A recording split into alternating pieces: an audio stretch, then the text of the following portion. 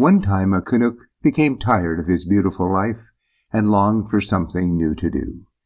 The Canucks have more wonderful powers than any other immortal folk, except perhaps the fairies and the Ryls. So one would suppose that a Canuck who might gain anything he desired by a simple wish could not be otherwise than happy and contented. But such was not the case of Popopo, the Canuck we are speaking of. He had lived for thousands of years and had enjoyed all the wonders he could think of. Yet life had become as tedious to him now as it might be to one who was unable to gratify a single wish. Finally, by chance, Popopo thought of the earth people who dwell in cities, and so he resolved to visit them and see how they lived. This would surely be fine amusement and serve to pass away many wearisome hours. Therefore, one morning, after a breakfast so dainty that you could scarcely imagine it, Popopo set out for the earth, and at once was in the midst of a big city. His own dwelling was so quiet and peaceful that the roaring noise of the town startled him. His nerves were so shocked that before he had looked around 3 minutes, he decided to give up the adventure and instantly return home. This satisfied for a time his desire to visit the earth cities, but soon the monotony of his existence again made him restless and gave him another thought. At night the people slept, and the cities would be quiet. He would visit them at night. So at the proper time, Popopo transported himself in a jiffy to a great city, where he began wandering about the streets. Everyone was in bed. No wagons rattled along the pavements. No throngs of busy men shouted and hallooed. Even the policeman slumbered slyly, and there happened to be no prowling thieves around. His nerves being soothed by the stillness, Popopo began to enjoy himself.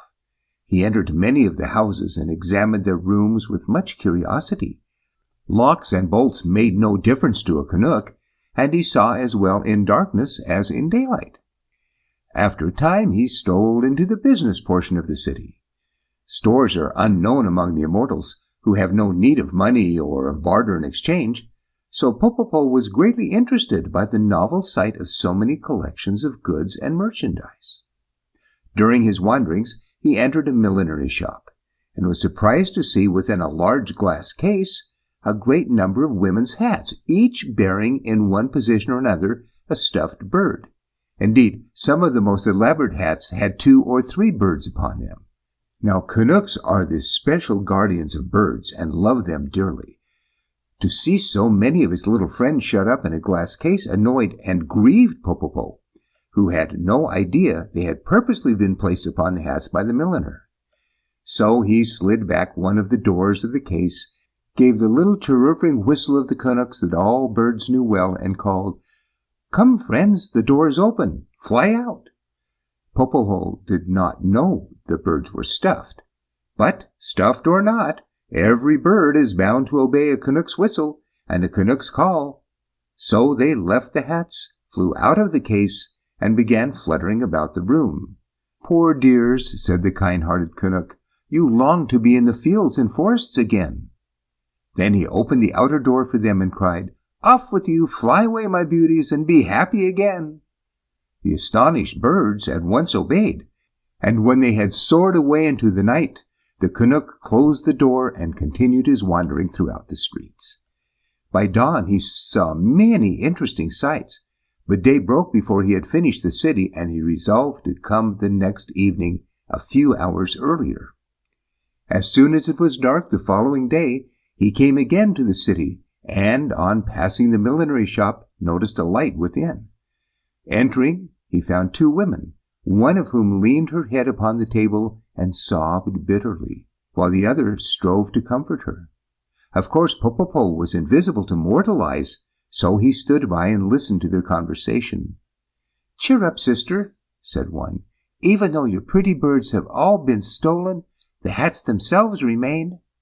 "Alas," cried the other, who was the milliner, "no one will buy my hats partly trimmed, for the fashion is to wear birds upon them, and if I cannot sell my goods, I shall be utterly ruined." Then she renewed her sobbing, and the Canuck stole away, feeling a little ashamed to realize that in his love for the birds he had unconsciously wronged one of the earth people and made her unhappy.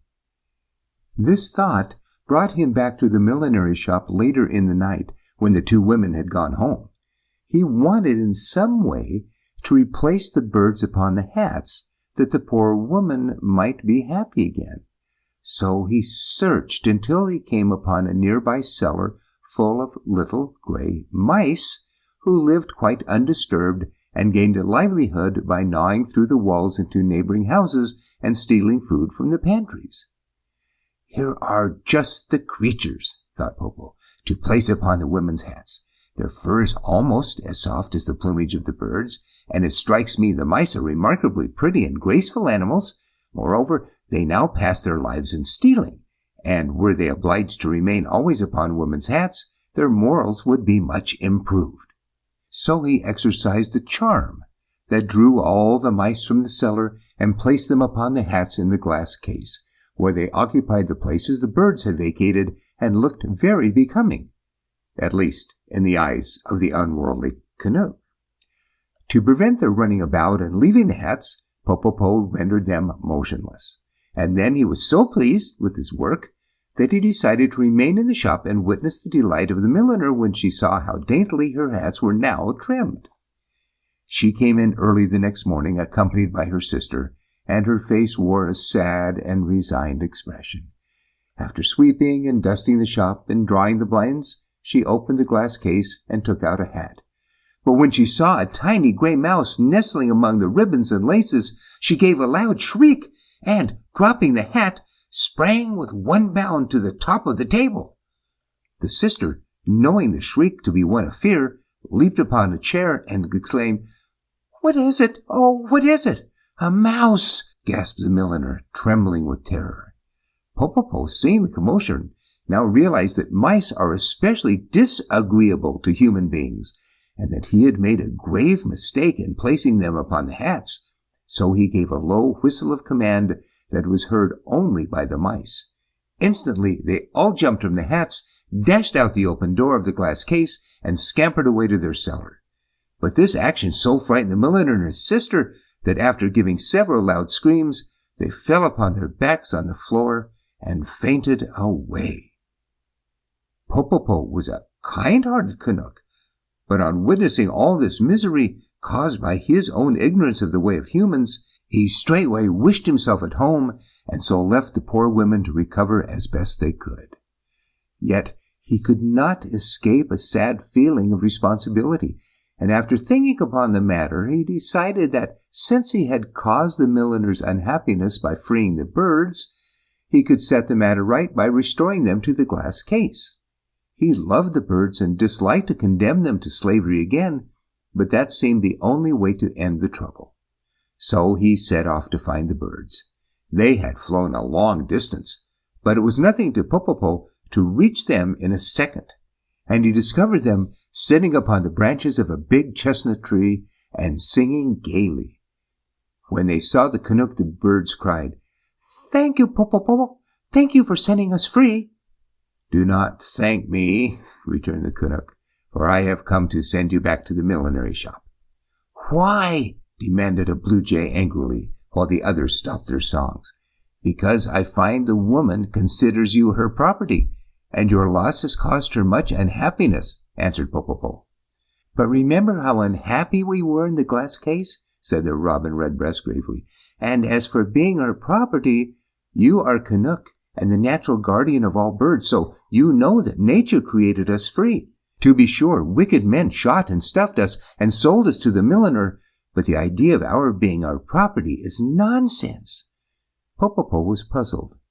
"If I leave you free," he said, "wicked men will shoot you again, and you will be no better off than before." "Pooh!" exclaimed the blue jay. "We cannot be shot now, for we are stuffed. Indeed, 2 men fired several shots at us this morning, but the bullets only ruffled our feathers and buried themselves in our stuffing. We do not fear men now." "Listen," said Popo sternly, for he felt the birds were getting the best of the argument. "The poor milliner's business will be ruined if I do not return you to her shop. It seems you are necessary to trim hats properly. It is the fashion for women to wear birds upon their headgear, so the poor milliner's wares, though beautiful by lace and ribbons, are worthless unless you are perched upon them." "Fashions," said Blackbird solemnly, "are made by men. What law is there among birds or Canucks that requires us to be the slaves of fashion?" "What have we to do with fashions anyway?" screamed a linnet. "If it were the fashion to wear Canucks perched upon women's hats, would you be contented to stay there? Answer me, Popopo." But Popopo was in despair. He could not wrong the birds by sending them back to the milliner, nor did he wish the milliner to suffer by their loss. So he went home to think what could be done.